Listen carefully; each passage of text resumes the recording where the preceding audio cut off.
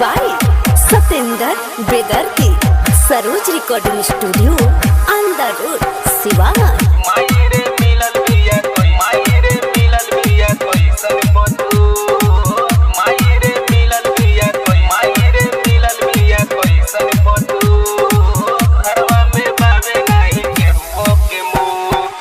मायरे मिलल बिया कैसन पतो, घरवा में बावे नहीं केहुओ के मोह। रोज रोज करतिया कुटिन लड़ाई, मन करे घरवा से भाग जाई माई। मायरे मिलल बिया कैसन पतो, घरवा में बावे नहीं केहुओ के मोह। रोज रोज करतिया कुटिन लड़ाई, मन करे घरवा से भाग जाई माई। माई रे मिलल बिया कैसन पतो, घरवा में बावे नहीं केहुओ के मोह।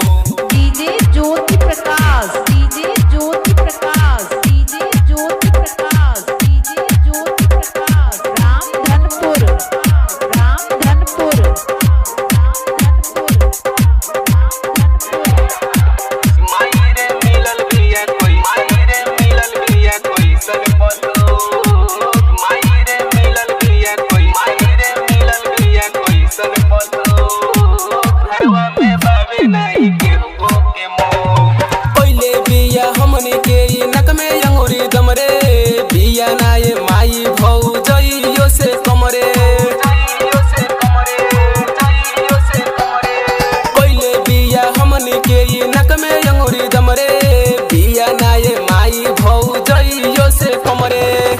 दहिनियन कैलस इज्जत सरो, माई रे मिलल बिया कैसन पतो।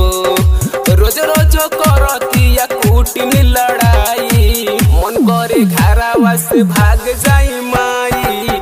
माई रे मिलल बिया कैसन पतो, घरवा में बावे नहीं केहुओ के मोह। माई रे मिलल बिया कोई, माई रे मिलल बिया कैसन पतो। DJ Jyoti Prakash, DJ Jyoti Prakash, DJ Jyoti Prakash. माई रे मिलल बिया कोई, माई रे मिलल बिया कैसन पतो, घरवा में बावे नहीं केहुओ के मोह।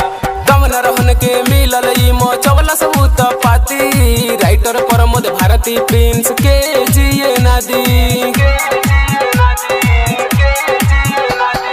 कमन रहन के मिलल ई मचवला सबूत पाती, सुबस प्रमोद सतेंद्र यमन के जिए नदी। एकरा बोली से कांप जाता टेरो, माई रे मिलल बिया कैसन पतो।